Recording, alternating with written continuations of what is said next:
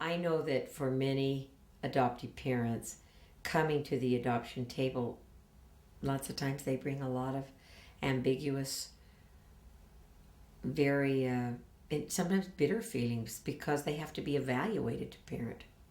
And that's hard. A home study is our attempt to qualify you as a parent or a good parent. It's what we value in our society as somebody that's going to be safe and able to parent. We do that on a physical level, coming into your home, looking at your home, seeing if there's enough space, if it's safe, if there's any hazards in the home.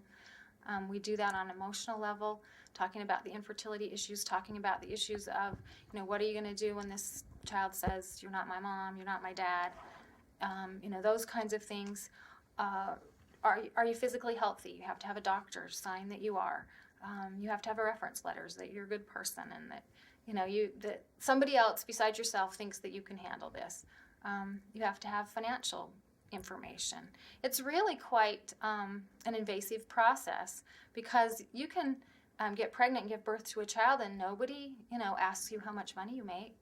Nobody comes to your home and sees if your bathtub is clean.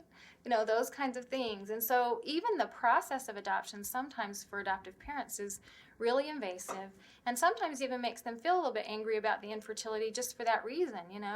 A 15-year-old girl can get pregnant and have a child and nobody has looked in her refrigerator.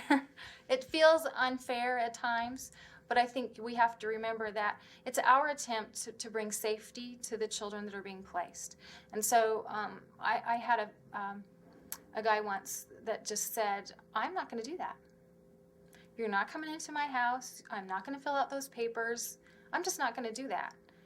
And my response to him was, well, you can tell me you're a good person, but we as a society want to know that for sure, because how horrible it would be to take a child from, a single mom that can't provide and put them into an abusive situation, or take them from an abusive situation and put them into another abusive situation.